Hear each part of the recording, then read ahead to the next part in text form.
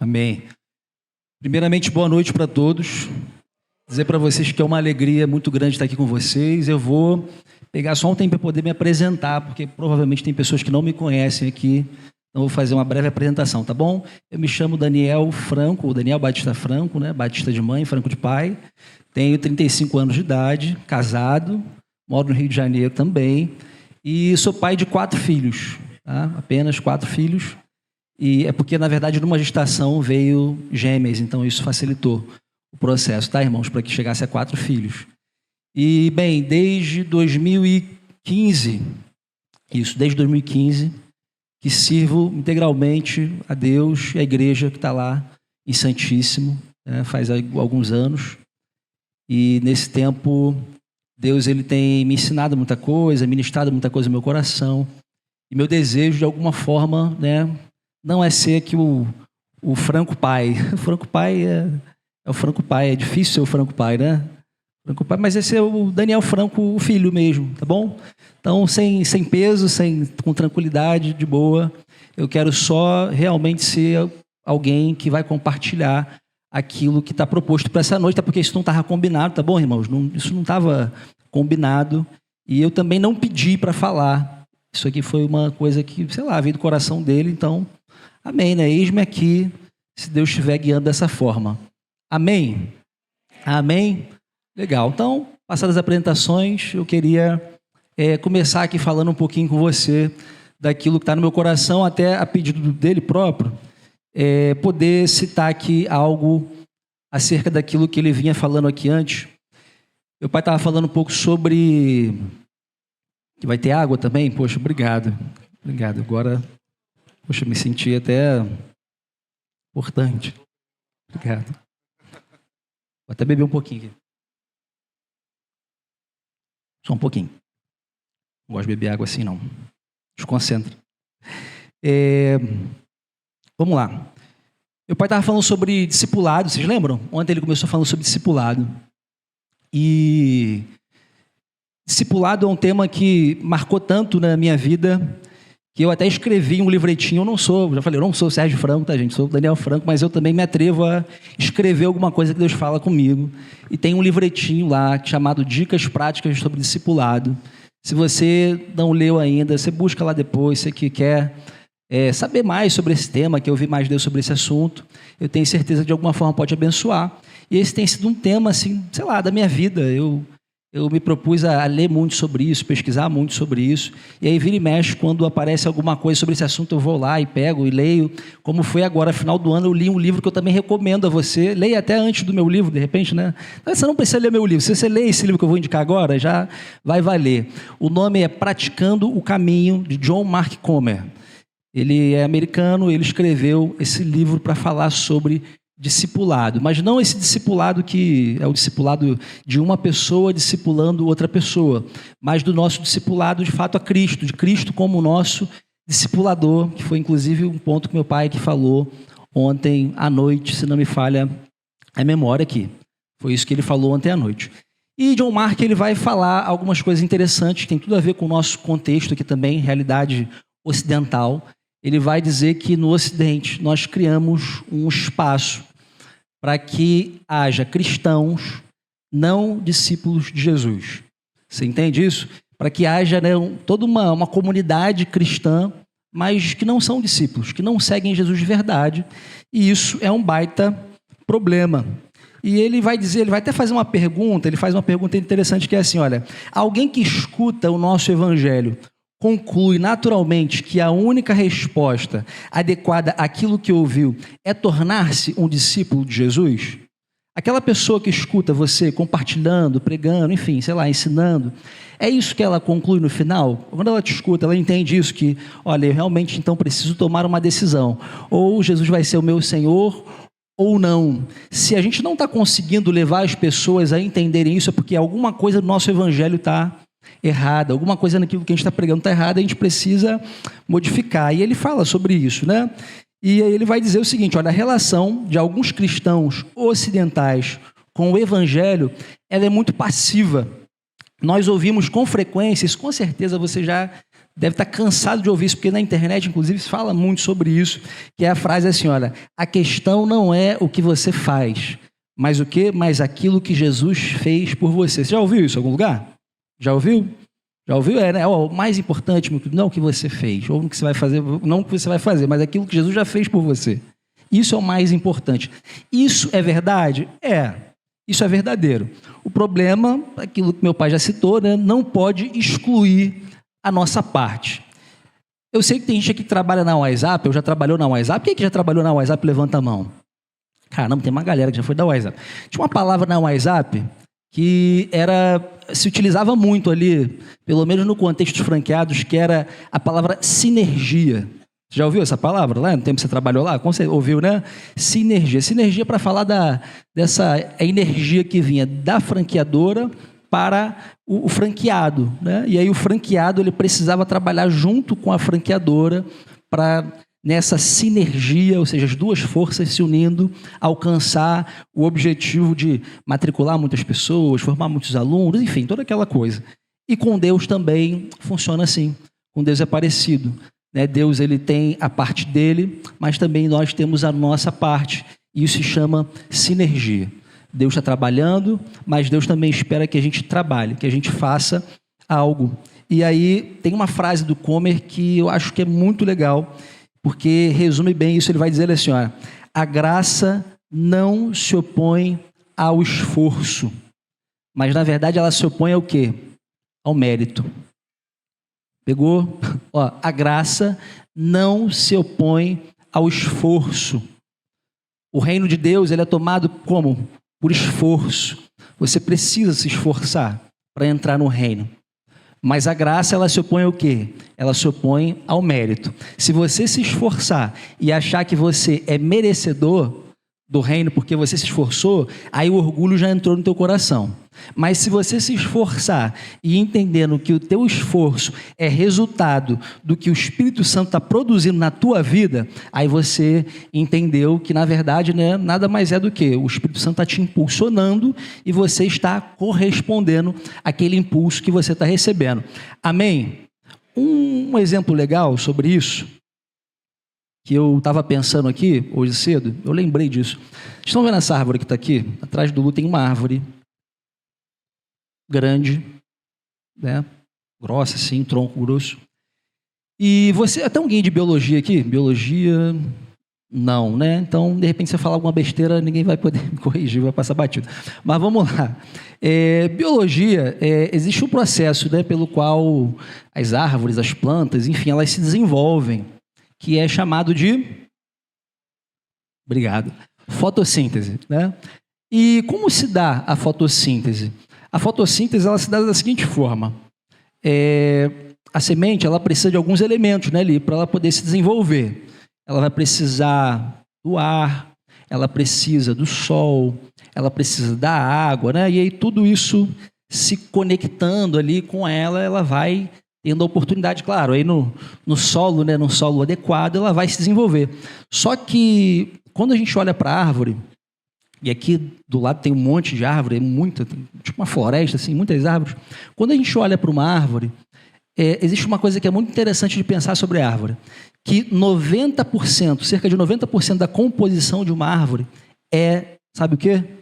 Ar solidificado.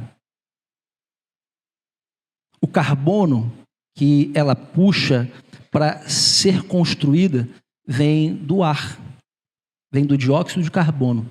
E ela vai lá e retira 2 átomos de carbono, e esse carbono, nesse processo, né, de energia do sol, água, tudo, ele começa a se transformar. Então, por mais estranho que pareça, por mais bizarro que isso seja, aquela árvore que a gente está vendo, como todas as outras árvores que a gente está vendo, elas passaram a existir, elas cresceram a partir de algo que a gente não vê. Porque alguém aqui vê o dióxido de carbono no ar? Não, né? Só se de repente tiver um óculos especial que vai te permitir ver, mas não tem como ver. E as árvores se desenvolvem a partir desse processo. Ou seja, que é também algo que meu pai vem falando aqui, a partir de você, né, depender de algo que é invisível. E aí quando você olha para uma floresta, você pensa, meu Deus, tudo isso era algo que a gente não vê mesmo, se transformou nisso? Não parece, né? Parece de repente, sei lá, é terra se misturando com alguma outra coisa e gerou isso aí. Não, mas tudo isso é ar solidificado. Daniel, o que isso tem a ver? Isso tem a ver porque eu creio que as coisas espirituais, elas se explicam por meio das coisas naturais. A criação, Romanos, capítulo 1, verso 20, vai falar que os atributos invisíveis de Deus, eles se tornam visíveis, percebidos, conhecidos por meio da criação.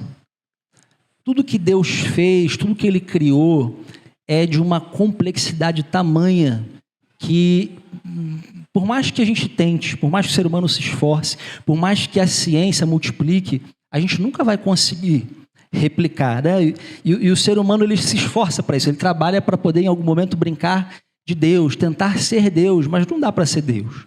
O pai também tem falado muito isso aqui, né? Nós somos homens. E como homens precisamos o quê? Nos recolher a nossa insignificância e depender da ação de Deus diariamente na nossa vida. Amém? Amém. Bem, eu falei disso tudo para ler uma frase que recente me impactou. Essa frase, ela mexeu comigo, porque essa frase... Bem, eu vou ler a frase e aí você vai entender, a gente vai conversar um pouco sobre ela. Essa frase é de um homem chamado Howard Massey, ou Mansey, eu não sei pronunciar o nome dele, não sei quem ele é, nunca vi uma foto dele, mas eu sei que a frase dele chegou através de alguma coisa também que eu não lembro onde foi, mas que diz assim, preste atenção: a vida espiritual, ela não pode ser suburbana. É sempre fronteiriça, e nós que vivemos nela devemos aceitar e até mesmo nos alegrar que ela permaneça indomável. Vamos lá, para ficar claro. Ele está dizendo o seguinte, fala assim, olha, a vida espiritual, ela não pode ser suburbana. Vamos lá, existem algumas opções aqui. Você pode ver na metrópole, né, num grande centro urbano, movimentado, aquela coisa toda. Você pode ser um suburbano, alguém que não está na grande metrópole, mas você está ali um pouco afastado da metrópole, né, numa vidinha um pouco mais tranquila, confortável, mais pacata, mais de boa.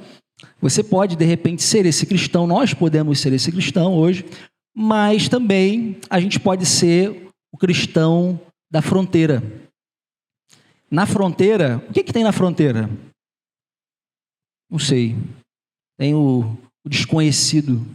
Precisa ser desbravado. Quem romper o limite da fronteira vai ter que desbravar, vai ter que entrar, vai ter que conhecer, vai precisar explorar. E ali, meu amigo, não tem suporte. Vocês já repararam que aqui onde a gente está não tem sinal de telefone? Aqui não tem sinal de telefone. Então, se tiver um problema, se o Wi-Fi também acabar, o que acontece com a gente aqui? Né? Estamos nas mãos de Deus. Alguém vai dizer, não, mas a gente já estava nas mãos de Deus antes, entende? Assim, é que nós todo o tempo temos a falsa sensação de que de fato tem alguma coisa na nossa vida que a gente controla, né? E todo o tempo a gente está lidando com isso. E quando a gente controla essas coisas, parece, né, que está tudo bem. Quando essa sensação se vai, então a gente, caramba, e agora? Mas entenda, a gente nunca teve o controle. Foi feita uma pesquisa na Segunda Guerra Mundial com soldados lá, combatentes, para checar o nível de ansiedade da tropa. E uma coisa interessante que eles descobriram que os soldados que lutavam em terra, eles eram mais ansiosos que os pilotos de caça. Por que eles não entenderam num primeiro momento isso? Por quê?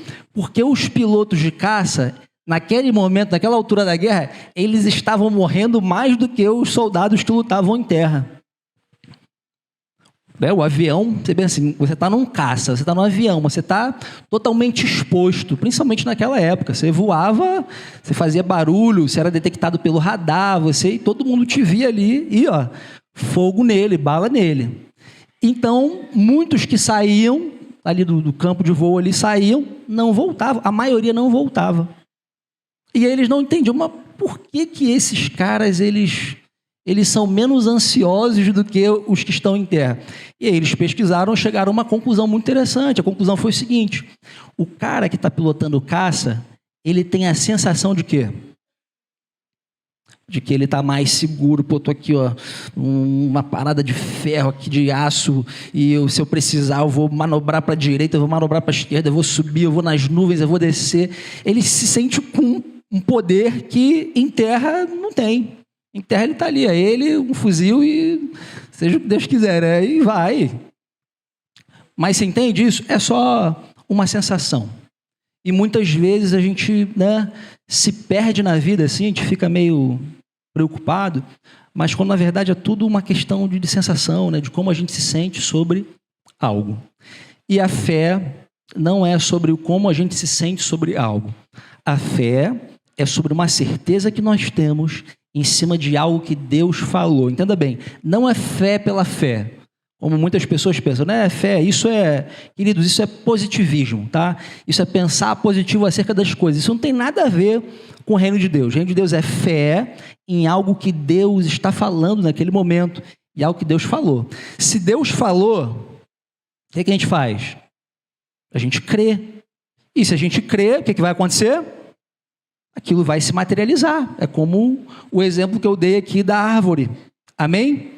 Então, voltando aqui para a frase, esse Howard Massey, sei lá o quê, ele está dizendo o seguinte, ele fala assim, olha, a vida espiritual, ela deve ser sempre uma vida na fronteira. Ela nunca pode ser aquela vida confortável. Olha, se a gente está andando com Deus e a gente deixou de sentir aquele friozinho na barriga, sabe? Aquele friozinho gostoso do, cara, eu não sei o que vai acontecer agora, daquele suspense de, meu Deus, o que vai rolar agora, eu não sei. Se a gente deixou de sentir essas coisas com Deus, ter essas sensações com Deus, significa que algo está errado. Significa que a nossa vida está muito o quê? Pacata. Está muito tranquila, está muito estabilizada, está muito sob controle, né? Está tudo sob controle. Quando, na verdade, a gente cantou aqui, inclusive, né? Cantaram aqui, ó, o controle não é nosso. Nós precisamos entregar o controle nas mãos de Deus. Amém? Por mais difícil que isso seja, por mais complicado que seja também a gente compreender algumas coisas, mas essa é a realidade. E aqui, esse homem está nos chamando para sair dessa mornidão espiritual, acho que talvez seja a melhor definição para isso, né? Ele está chamando a gente para deixar de ser morno e entrar naquilo que é aquilo que ele diz, olha, a gente deveria ficar alegre. É interessante essas coisas, a gente deveria se alegrar de que a vida espiritual seja algo que a gente não pode domar. Porque se a gente domasse a vida espiritual, imagina, as coisas seriam do jeito que a gente acha que elas deveriam ser. E a gente não seria surpreendido. Mas Deus, ele gosta de fazer surpresas, né? Deus, ele gosta de surpresinhas. Na verdade, não são surpresinhas. Quando Deus surpreende, né? Ele surpreende de uma maneira grande, de uma maneira poderosa, de uma maneira maravilhosa, de uma maneira que quando as pessoas veem, elas não têm dúvida de que foi Deus que fez, que também meu pai citou isso aqui em algum momento. Quando as pessoas dão glória, né? Cara, glória a Deus, porque não há possibilidade de ser algo humano. Isso só pode ser de Deus. E Deus não divide a glória dele com ninguém. Amém? Então, é isso. E esse Howard está chamando a gente para isso. Cara, larga esse subúrbio que você está vivendo, larga essa tranquilidade que você está vivendo, porque Deus está te chamando para a fronteira. Ele está chamando você, está me chamando, está nos chamando para um lugar de dependência total do Espírito Santo. Aí lá não vai ter sinal de internet, lá não vai ter, né, Wi-Fi, lá não vai ter o GPT para você, né, dar aquela consultada. Pô, GPT, tem pessoas que hoje, né, já são até discipuladas, tem o discipulador, GPT, né, qualquer dúvida que você tem, né, qualquer questão, GPT, confesso ou não, né, esse pecado, GPT, e aí o que eu faço nessa situação, GPT? E o cara vai lá conversando com o chat, né, achando que está sendo guiado por Deus. Sei lá, Deus pode usar o chat? Pode, Deus usa o que Ele quiser, mas enfim, irmãos, entendam, não é sobre isso, tá? Deus quer que a gente dependa do Espírito Santo, amém? E Ele está nos chamando para isso, para essa dependência. Então, o que o Howard está falando aqui é o seguinte, que esse medo que a gente tem de perder esse controle é exatamente aquilo que nos impede o quê? De mergulhar na profundidade daquilo que Deus tem para nós. Você crê que Deus tem algo profundo para a sua vida? Amém? Deus tem algo profundo? Amém. Eu creio. Eu não vou me arriscar a dizer que Deus tem algo grande na sua vida, como inclusive isso é muito dito aí. Olha, Deus tem algo muito grande na sua vida que vai acontecer. Olha, eu penso assim, irmãos. Caramba, se for ter uma coisa muito grande na vida de todo mundo, a conta está errada. Tá? Eu acho que existem coisas que vão acontecer realmente na vida de determinadas pessoas e outras que não, e a nós não cabe nem querer, né, gerir sobre isso aí. Isso aí, cara, está nas mãos de Deus. Agora, uma coisa é certa, tudo que Deus faz, olha, tudo que Deus faz é grande. Por quê? Porque é Ele que está fazendo, entende? Só o fato dele estar fazendo é uma coisa grande, embora aos nossos olhos pareça algo pequeno.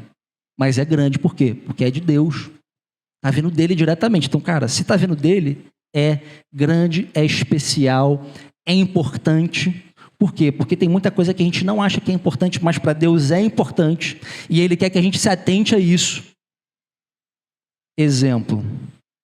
Cara, 4 filhos, às vezes é punk, né? Às vezes é punk. E às vezes você pensa assim, meu Deus, qual é o valor, né, que tem, de repente, teu filho vem lá com... Isso aconteceu essa semana agora. Meu filho chegou assim, pai, aqui, ó, o que eu desenhei. E era um monte de rabisco, assim, ó. Falei, caramba, meu filho, que legal. E ele falou assim, pai, isso aí é... E aí ele, esses são os heróis. Falei, cara, que maneiro. São os heróis, tipo... E aí, de repente, a gente pensa assim, cara, coisa de criança. Não, mas entenda, isso tem um valor. Imagina nós com Deus, né? Assim, a gente está lá, chega todo alegre, né? Diante do Senhor aqui. Senhor, olha essa experiência, né? Tipo, eu lembro de Jesus com os discípulos quando foram enviados, né? Caramba, de fato, os demônios se submetiam, a gente pôs as mãos, enfermos foram curados. E Jesus falou, cara, vocês estão se alegrando por causa disso. Se alegra porque o nome de vocês está escrito lá, já está lá, garantido. Se alegra por causa disso. Isso aí é legal, tipo, é bacana, mas isso não é o mais importante. Então, meus irmãos, eu creio que Deus, Ele está nos chamando a isso, sabe? A se atentar para coisas que a gente acha que não são importantes, mas são, para a gente poder viver uma dependência plena do Espírito Santo. Dependendo de cada detalhe, sabe? Em cada situação, em cada coisa que parece tão banal, mas até nisso, a gente depender do Espírito Santo, a gente consultar o Espírito Santo e perguntar, Senhor, o que o Senhor tem para a gente hoje? E aí é uma bênção que essa vida espiritual profunda com Deus, ela não possa ser domada, ela não possa ser dominada. Porque, irmãos, com Deus, olha, com Deus, Ele não faz as coisas do mesmo jeito. Jericó, as muralhas de Jericó. Eu te pergunto, quando foi que isso aconteceu de novo? Quantas vezes uma muralha foi derrubada daquele jeito? Como? Quantas? Uma só? Foi uma vez só? Só aconteceu uma vez aquilo. Gideão e os 300. Quantas vezes aquilo aconteceu na história? Embora alguém vai dizer, tem os 300 de Esparta. Não, mas é um outro contexto. Estou falando, né, do contexto ali real bíblico. Não tem. Deus fez uma vez daquele jeito, daquela forma. Se fosse hoje em dia, pegando carona aqui também das coisas que meu pai estava falando, as coisas bizarras da internet, se fosse nos tempos de hoje, como é que seria? Venha, né, aprenda, galera, eu estou lançando agora um curso, a mentoria, como derrubar a muralha com 7 voltas, tal, pá. E aí o cara já pega aquilo, transforma, né, num programa de vendas, um produto.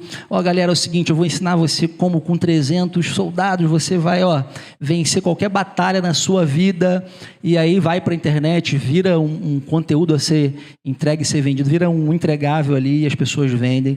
E infelizmente, meus irmãos, a igreja hoje mundial, me arrisco a dizer, né, num contexto mundial, a igreja se transformou nesse mercado, onde as pessoas, né, estão o tempo inteiro tentando vender um curso ou alguma coisa para você. E isso é muito ruim, tá, irmãos? Acho que a gente tem que tentar fugir disso o máximo possível, quanto der a gente não se envolver com essas coisas, porque em algum momento isso pode corromper aquilo que a gente está fazendo, né? A nossa piedade ali, com tanta pureza, com tanta clareza que a gente tem de Deus, buscar a santidade por Ele, para estar com Ele, em comunhão com Ele, e isso se transforma numa visão empresarial, numa visão empreendedora de ganhar dinheiro. Isso é muito complicado. Bem, Jesus, ele não curava as pessoas da mesma forma também. Em algum momento, né, era uma laminha e coloca lá no olho. Em algum momento, né, era só uma palavra, não era nem pessoalmente, ó, pode ir lá, já foi curado. E ele não fazia as coisas de uma maneira igual. Mas isso só para nos mostrar que o quê? Que Deus, ele não está preso numa metodologia de trabalho. Deus, ele não está preso num método. Deus, ele pode fazer o que ele quiser, da forma que ele quiser e do jeito dele, e amém. É isso, ele é Deus, pô. A gente vai ficar, né, nessa luta com ele. Então, ele pode fazer isso, irmãos. Mas nós, seres humanos, nós procuramos o quê? Nós procuramos os métodos, procuramos, né, um padrão para repetir. Eu não creio nisso. Eu creio, de fato, que quando a gente fala, né, de algo novo, quantos aqui creem que Deus vai fazer algo novo nessa igreja? Para essa igreja. Amém? Então, se ele vai fazer algo novo, vai ser novo de verdade. Tá? Porque Deus é suficientemente criativo para fazer algo completamente novo que ninguém viu ainda. E ele vai fazer isso. Amém? Você crê nisso? Amém? Ele vai fazer. Então, na tentativa da gente tentar dominar a vida espiritual, a gente acaba perdendo essa oportunidade que Deus nos dá de mergulhar no desconhecido, de ser tomado pelo rio do Espírito Santo e deixar que esse rio nos leve para onde Ele quiser. Porque a gente está o tempo inteiro tentando, né, ter domínio sobre o que Deus vai fazer na nossa vida. E eu creio que Deus está querendo também falar isso com a igreja, essa igreja, que quando eu digo essa igreja, né, essa igreja, essa congregação, esse grupo de irmãos, né, que tem se reunido. Eu lembro muito da questão do Cidinho, né, meu Deus, como não lembrar do Cidinho nesse momento? E de um texto que eu encaminhei para o Lu, no dia que nós estávamos lá orando, no sepultamento, na hora Deus me lembrou de um texto que eu encaminhei depois para o Lu. E eu falei, cara, isso aqui eu lembrei de você na hora, porque para mim tem tudo a ver. Mas depois pensando, eu falei, olha, eu acho que na verdade isso tem tudo a ver, claro, com o Lu, por conta das questões dele específicas, mas tem a ver com a igreja. E o textinho falava sobre a história de Elias e Eliseu. É muito interessante, né? O título é Eu não irei, sei lá, eu não vou, né? Para onde irei, sei lá, para onde eu vou, o que fazer sem o meu Elias? Eu não prosseguirei sem o meu Elias. É como se fosse uma frase, né, de Eliseu dizendo, olha, eu não vou para lugar nenhum sem o meu Elias. E eu lembrei do Lu, mas estou lembrando aqui de vocês também. Olha, Eliseus, no plural, né? Se o Elias de vocês for retirado, com certeza ele foi retirado, porque uma unção dobrada viria sobre a vida de vocês.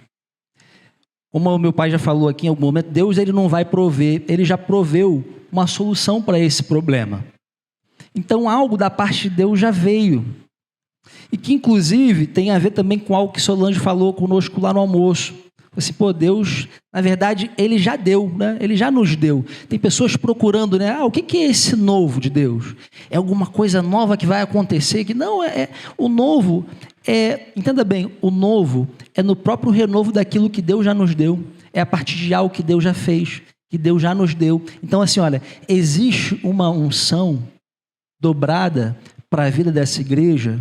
Eu creio que existe. Mas entenda, ela não vem no automático. Lembra da sinergia que eu falei? Ela vem a partir dessa proposta de que, olha, a unção está sobre você.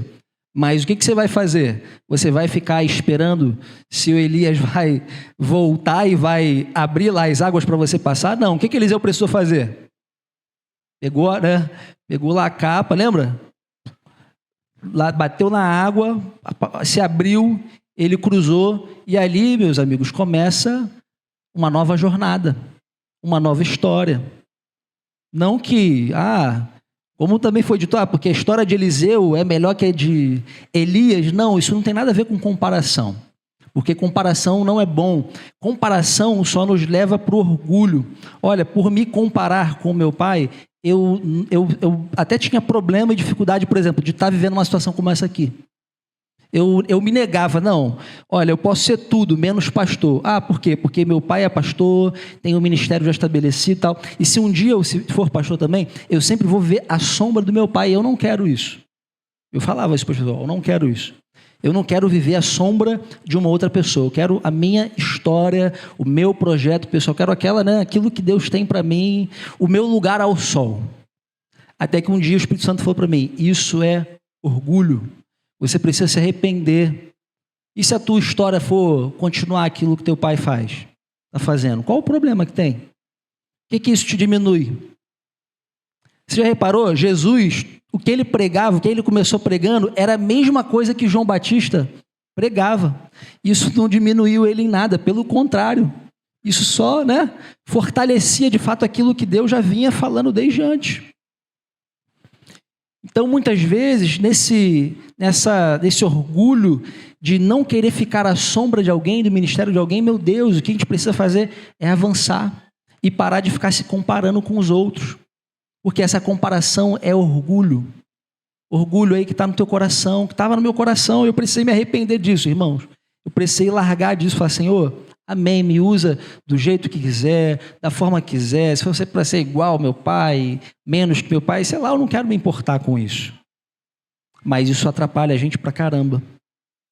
E eu creio, meus irmãos, que existe uma unção nova sobre a vida de vocês, sobre a vida dessa igreja.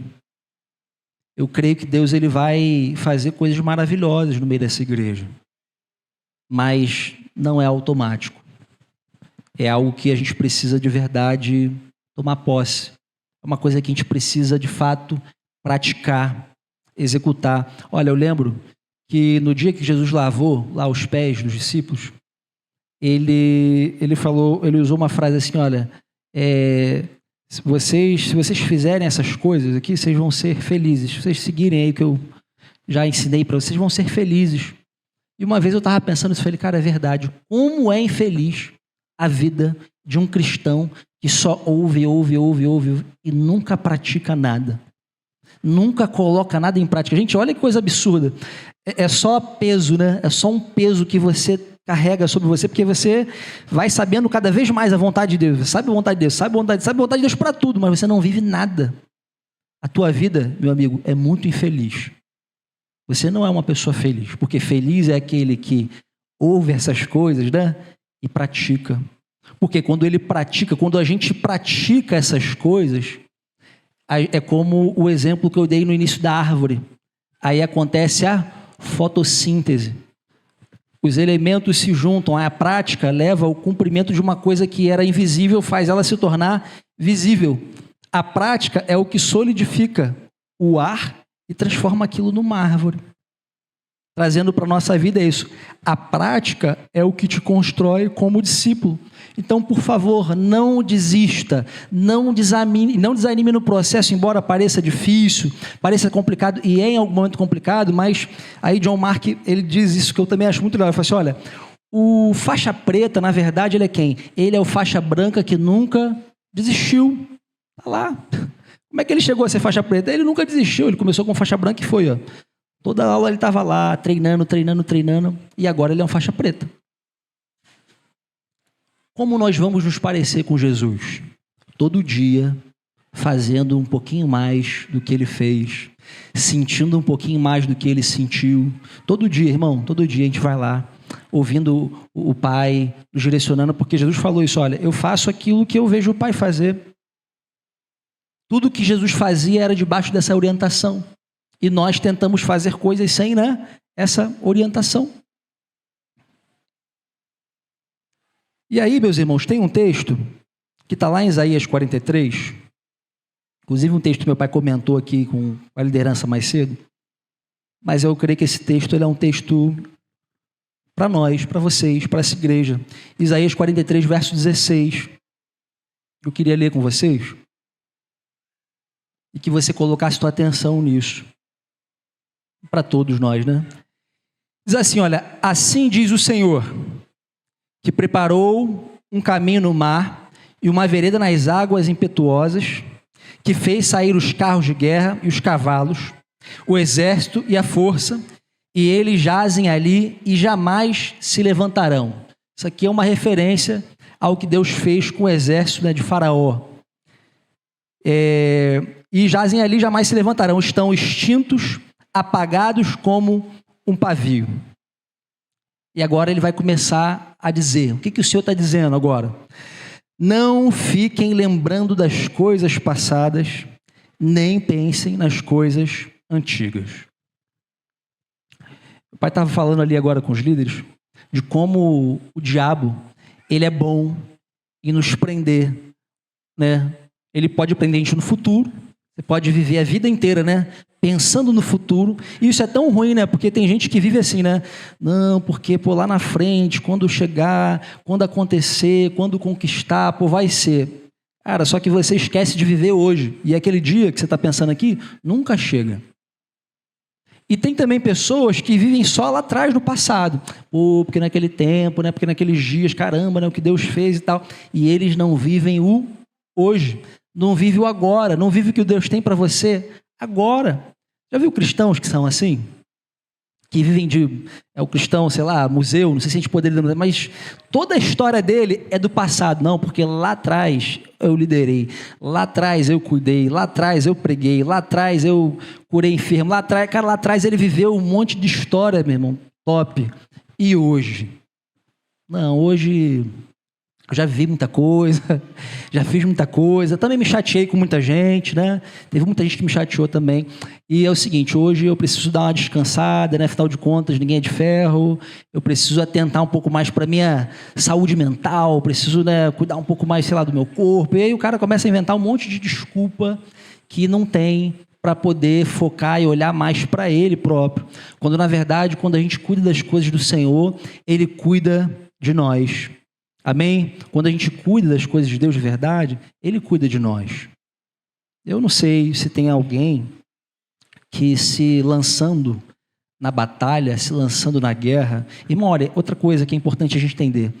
Tá na guerra, alguém já falou, tá na chuva, é para quê? É para se molhar. Tá na guerra, irmão, o que vai acontecer? Vai se ferir. Ó, é muito normal, muito natural que você se fira. Seja por fogo inimigo, seja por fogo amigo. Fogo amigo é muito pior, né? Você concorda? É muito pior, né? Quando alguém te atinge. Uma vez eu vi uma história de um cara, a primeira incursão dele numa favela no Rio de Janeiro, a primeira, ele tomou um tiro na coluna e ficou sem andar. E o pior, o tiro não veio dos traficantes, o tiro veio de um colega dele que estava próximo, que provavelmente naquele momento de nervosismo acabou o quê? Disparando a arma sem querer e acertou ele na coluna e ele ficou sem andar. O fogo amigo em algum momento é complicado, né? Mas deixa eu te dizer uma coisa, olha, Deus, Ele faz a ferida, mas Ele também cura. Ele também sara a ferida. E nem toda ferida que vem, isso significa isso, né? Que nem toda ferida é para quê? É para morte. Nem toda ferida que é feita é para destruição. Existem feridas que são feitas para nos marcar, para nos lembrar de como Deus é poderoso, que mesmo, né, em meio àquela ferida produzirá o quê? Vida. Como foi em Jesus. Pelas pisaduras de Jesus, né, pelas feridas, pelas chagas que foram abertas em Jesus, que padeceu um sofrimento terrível, a gente está perto, né? A gente está aí na Páscoa, aí todo mundo lembra, né, do sofrimento de Jesus, a paixão de Cristo. Olha, o que Jesus sofreu foi terrível, mas pelas feridas de Jesus nós fomos o quê? Sarados. Por essas feridas nós fomos curados. E meu irmão, não estranhe se da mesma forma Deus queira usar as nossas feridas para curar outras pessoas. Porque nós somos o quê? O corpo de Cristo. E nós precisamos, nesse tempo, o curto tempo que nos resta aqui na terra, completar as aflições de Cristo aqui, nessa terra, nessa vida. Amém? Você crê nisso? Então, não tem só a parte boa. Está na guerra, é para se ferir. Vai se ferir, meu amigo. Vai, não tem jeito. Vocês já viram os vídeos da guerra moderna? É difícil escapar de um drone, né? O drone vai lá e dá um estilhaço para tudo que é lado e quebra tudo. Então é muito difícil que alguém que está lá na frente de combate não se fira, mesmo que seja um pouquinho, vai dar aquela sangrada. Mas amém. Por quê? Deus é conosco.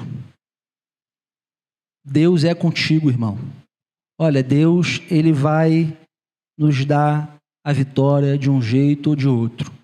O mais legal da história cristã é que no final o bem vai vencer o mal, tá, meus irmãos? Então, a gente tem que se apoiar. Olha, no fim já está lá, ó. O bem vai vencer, tá? O spoiler já está dado, Apocalipse já está lá. Se você não gosta de spoiler, esse spoiler é importante você ter, tá bom? Você vai lá, por favor, você lê esse spoiler. Tem gente que não gosta, mas esse spoiler é importante. Ó, no fim, Jesus prevaleceu. Jesus venceu tudo, né? No mundo tereis aflições, mas eu venci o maligno, eu venci o mundo, eu prevaleci sobre o diabo, sobre a carne, né? Venceu sobre tudo. E a nossa vitória é essa. Amém? Seguindo aqui, ele vai dizer para a gente não ficar preso às coisas passadas e antigas, e ele vai dizer, olha, eis que faço uma coisa nova. Agora mesmo ela está saindo à luz.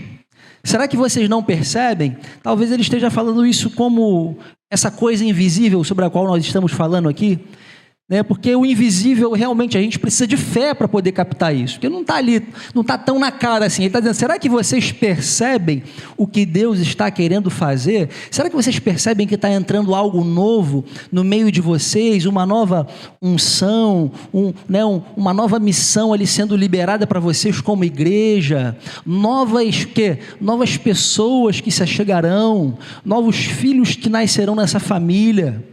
Será que vocês não percebem que isso vai acontecer? A gente precisa de fé para ver isso. Amém? Precisa de fé. Mas ele está dizendo.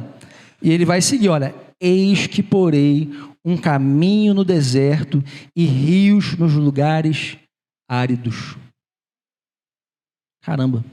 No meio do deserto, Deus vai fazer surgir um caminho.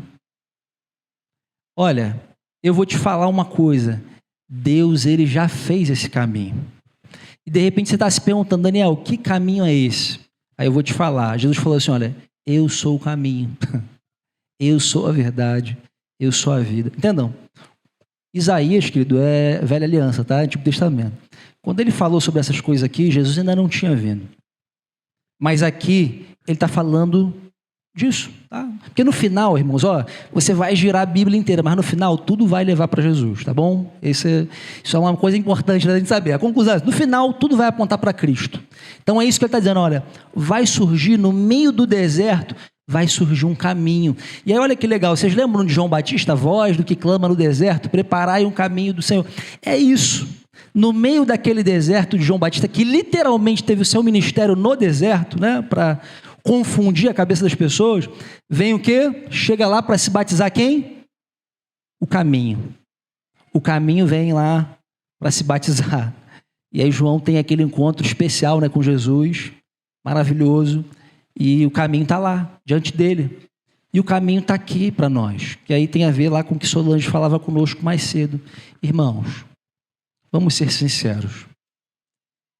Todo mundo está aqui recebeu o Espírito Santo algum dia? Amém. Talvez nem todos tenham sido batizados no Espírito Santo. Ok, beleza, não é um problema, tá? Isso pode ser resolvido hoje aqui. Mas entenda uma coisa, se você recebeu o Espírito Santo, você recebeu tudo. A coisa mais importante que Deus podia te dar, Ele te deu. E está aí contigo. O Espírito Santo, ele não é uma força, como muitas pessoas acham, né? É uma sensação assim. Não, o Espírito Santo, ele é quem? Ele é Deus. Ele é a pessoa de Deus que habita dentro de cada um de nós. O Espírito Santo, ele criou. Tudo isso que a gente vê, foi ele que criou. O Espírito Santo, como, né, já foi falado aqui, é ele que convence as pessoas acerca do pecado, da justiça. Ele que faz tudo. Ele executa tudo. E esse Espírito Santo, ele está dentro de cada um de nós. E a Bíblia fala que Deus, ele não dá o Espírito Santo por medida, assim, por uma parte, né? Mas ele libera ele na totalidade para nós. Você não tem só, eu acho que eu recebi só uma partezinha assim do Espírito Santo que não dá ainda nem para fazer o serviço completo. Não, você recebeu o Espírito Santo plenamente. Agora, existe uma diferença. O que pode estar acontecendo com você hoje? Você pode já não mais estar cheio do Espírito Santo? Ah, Daniel, dá para ter o Espírito Santo e não estar cheio do Espírito Santo? Dá, isso é muito tranquilo, sabe por quê? Vocês lembram lá quando se esqueceram das viúvas, dos órfãos lá na mesa de Atos, lá, lembra disso? Lembra qual era o critério para puxar pessoas para ajudar os apóstolos? Vocês lembram? Homens o quê? Cheios de Espírito Santo. O que isso significa? Que tinham pessoas que estavam lá, embora parte da igreja, que não eram cheios do Espírito Santo. Ok? Beleza? Não. Sobre isso a gente não tem mais o que argumentar. É possível ter o Espírito Santo, mas não estar cheio dele. Só que aí tem um problemaço. Tudo o que nós temos para fazer, quanto igreja, só dá para fazer cheios do Espírito Santo. Se não for cheio do Espírito Santo, aí vai ser o quê, irmão? Aí vai ser GPT, vai ser Gemini, vai ser, sei lá, aí pode, todas as IAs aí que você conhece, vai ser só barulho, um movimento, um monte de gente correndo em algum lugar, mas não vai ter vida, não vai ter essência, não vai ter fogo, que a gente está pedindo aqui, né? O fogo de Deus, Deus acendeu o fogo dele no nosso coração, não vai ter isso. Talvez seja até um movimento legal, mas não vai ser algo transformador. E nós fomos chamados para ser luz, ser sal. Amém? Essa é a essência da igreja. A igreja foi chamada para isso.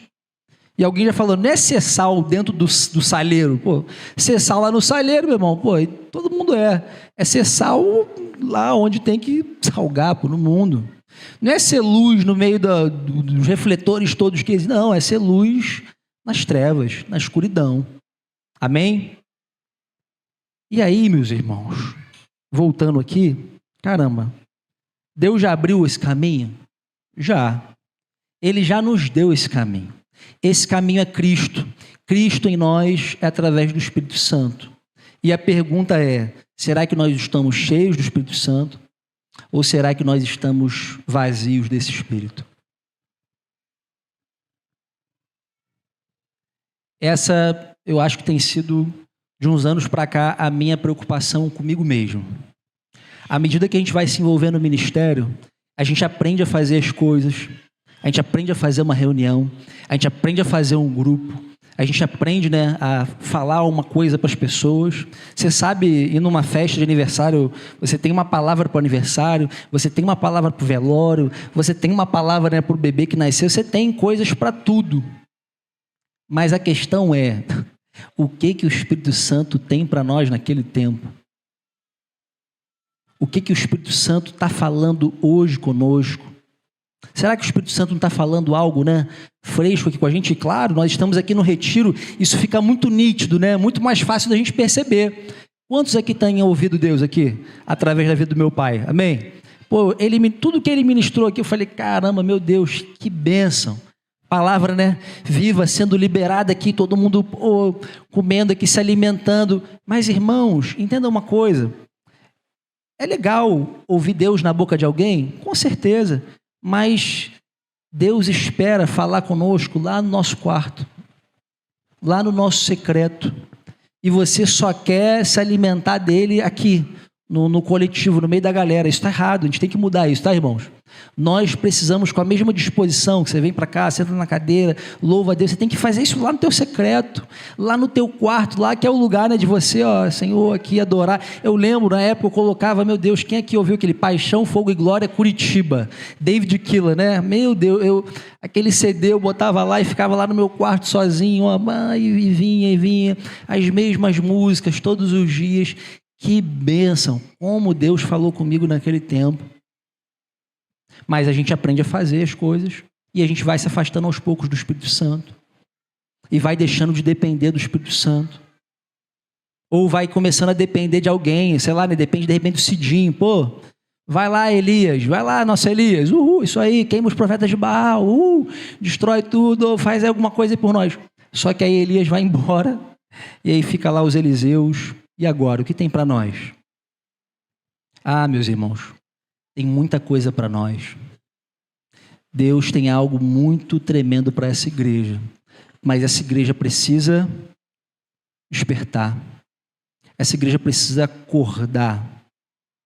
Entenda bem, eu não estou querendo generalizar, tá? E dizer que todo mundo aqui está dormindo. Não. Mas eu sei que tem pessoas aqui que estão dormindo. E não é qualquer sono. Não é o sono porque você trabalhou demais, você chegou em casa cansado. Não.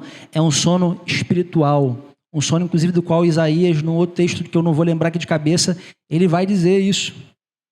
Ele vai dizer que, né, esse sono não é um sono qualquer. É um sono espiritual, uma apatia espiritual. Bem, finalizando aqui o texto, ele diz assim, olha: os animais do campo me glorificarão, os chacais e os filhotes de avestruzes, porque porei águas no deserto e rios nos lugares áridos. Olha que bênção. Não vai ser só o caminho, né, que vai ser aberto, mas vai ter água no deserto e rios nos lugares áridos. Um lugar bom, né, para a gente ter uma imagem disso. É esse lugar que a gente está, né? Tem rios ali passando, a gente consegue visualizar isso tudo. Para dar de beber ao meu povo, ao meu escolhido. E aí, quando eu estava lendo isso aqui, essa parte final é interessante, diz que até a criação, meus irmãos, toda a criação vai perceber esse novo de Deus. Até os animais, de alguma forma, vão perceber isso, vão se alegrar, a natureza percebe isso. Porque a natureza, né, ela aguarda com expectativa, ela tem uma expectativa na manifestação do quê? Dos filhos de Deus, ela está ali aguardando, ansiando pelos filhos de Deus se manifestarem. Porque até a natureza, se a gente olhar, né, para o mundo à nossa volta, a gente está tudo decaído. Você não reparou que o mundo está piorando, não? Só eu que reparei. Está tudo sendo destruído, está tudo se acabando, tudo está se perdendo. Estamos na reta final. Não sei se, acho que não vai melhorar muito, não. Deve piorar mais. Mas está tudo acabando. E a natureza também, está tudo se perdendo. Até a natureza tem essa expectativa que os filhos de Deus se manifestem. E ele está dizendo aqui, olha, a natureza vai perceber isso. Esse caminho novo, essa água que vai ser liberada. E essa água, irmãos, ela me lembra muito algo que Jesus falou no dia que ele estava conversando com aquela, né, mulher samaritana. É isso mesmo? Se eu não estou fazendo confusão aqui, foi naquela conversa, né, que surgiu. Isso, foi isso mesmo? Isso, mas ele falou algo muito interessante. O que ele disse? Que quem cresce nele... como diz o quê? As escrituras, na sequência, isso. Do seu interior vai conhecer o quê? O que vai acontecer? Fluirão rios de água viva. Ou seja, o Espírito Santo sendo liberado pela tua vida sem medida. Sendo liberado. Imagina, você, uma fonte a jorrar, assim, né? Aí é outra expressão, a jorrar para a vida eterna. Uma fonte que não para, que não cessa. Que é o Espírito Santo dentro de você, sendo liberado através de você, porque isso acontece quando a gente se enche do Espírito Santo, a gente se enche, né, ao ponto de transbordar. E eu queria finalizar isso com vocês, lendo Efésios capítulo 5, verso 14.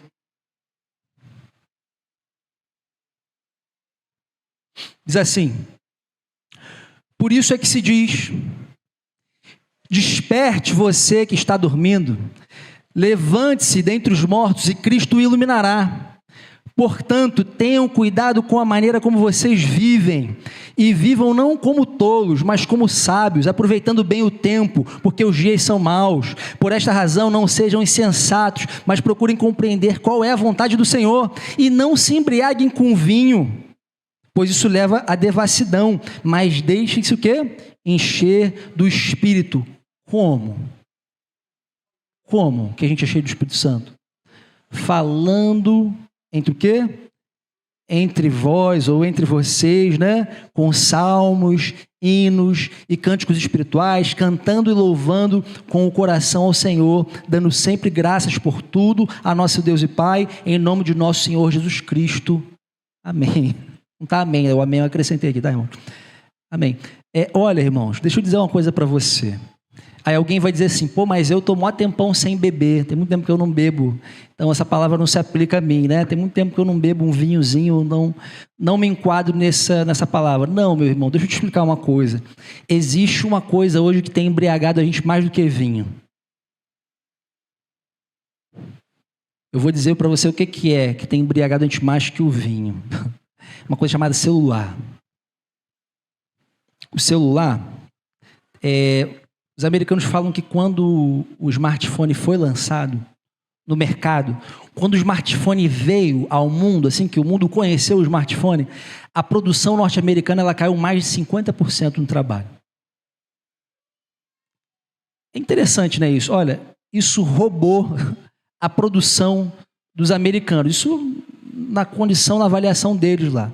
Mas eu tenho certeza que isso roubou do mundo. Claro, irmãos, aqui eu estou citando o celular, porque o celular é uma porta, né, de entrada para muitas distrações. Lá no teu celular você acessa, né, o vinho tinto do Netflix, né, ou aquele outro, sei lá, aquela outra bebidinha que você gosta lá, que é o, sei lá, o Premiere, Esporte, não sei, de repente você gosta de jogos, né, eu gosto, por exemplo, de videogame. Meu Deus, eu gosto de videogame. Mas eu sei, irmãos, que tudo isso é terreno, sabe? É daqui. Entenda bem, não entenda não. Estou dizendo que é pecado, tá? Você vê um filme, você assistir, não é isso. O que eu estou querendo dizer é como essas coisas competem no nosso coração e como essas coisas nos embriagam. Como essas coisas nos embriagam. Quando a gente vai ver, a gente está completamente embriagado. E essa embriaguez tira a nossa, né? Tira o quê? A nossa sobriedade. E Deus tem chamado a gente nesse tempo para ser sóbrio, porque, olha, quando a gente fica com medo de sofrer, a gente logo tenta se embriagar com alguma coisa. Já reparou?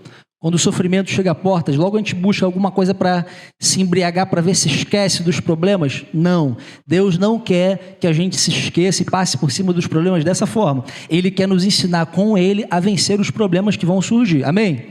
Ele quer fazer isso. Então ele não quer que você busque refúgio em alguma distração. Ele quer que você busque o teu refúgio nele. Ele quer que ele seja esse lugar. Quando você está liberado, é o lugar para onde você corre. Porque infelizmente na maioria das vezes, quando a gente fica livre, o que a gente faz? A gente corre para alguma outra atividade que não é o Senhor. E isso tem gerado o quê? Um vazio. Um vazio grande na nossa alma, um vazio no nosso espírito. Meu irmão, um monte de cristão, tudo vazio, sem nem ter o... Cara, é bizarro porque, imagina, você não tem nem o que compartilhar com as pessoas. Você só consegue compartilhar daquelas coisas que você viveu lá atrás e aí você conta como uma experiência que já passou há muito tempo, você não tem nada de novo. Por quê? Porque você já tem um tempo que você não ouve a voz de Deus. Olha, já tem um tempo que você não sabe o que é ser cheio do Espírito Santo. Já tem um tempo que você não se derrama na presença de Deus. Já tem um tempo que você, né, não tem aquelas... Sabe aquela coisinha gostosa que a gente sente quando o Espírito Santo vem sobre nós? Já tem um tempo que você não sente isso. Olha, tem um tempo que de repente você não chora na presença de Deus. E isso aqui agora eu falo para os homens. Eu reparei que no apelo aqui hoje mais cedo, muitas mulheres vieram à frente. E os homens ficaram todos parados. Eu pensei, falei, será que isso aqui não é para os homens? Eu até pensei se eu tinha entendido errado o apelo. Depois até vi que um irmão foi à frente. Homens de Deus, nós precisamos ter a iniciativa, meus irmãos. Isso é responsabilidade nossa. Por favor, não deixe que a igreja, que as mulheres tenham iniciativa. Nada contra as mulheres, pelo amor de Deus, mas, cara, e o nosso papel? Sabe, como pastores, como gente que vai lá, que sacrifica, né? Que ama a esposa, a mulher, dando a vida, como Jesus fez, né? Dando a vida, se entregando. Cadê a nossa vida sendo entregue?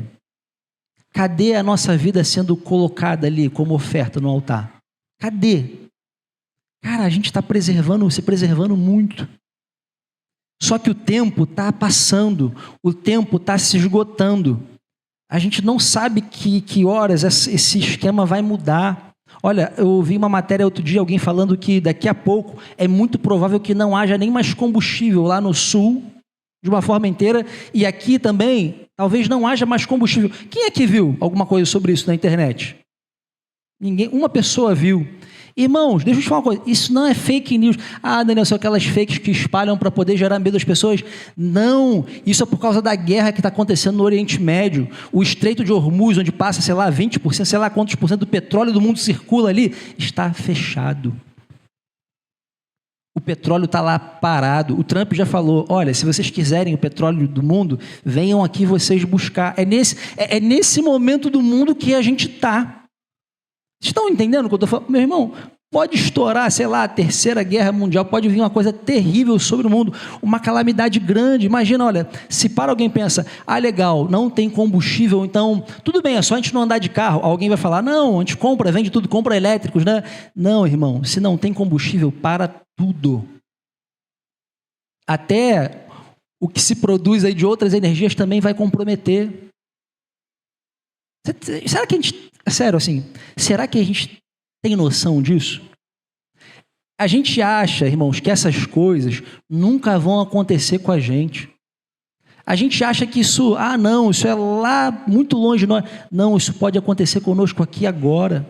E aí a vida, da forma como a gente conhece, é completamente mudada, como foi na pandemia.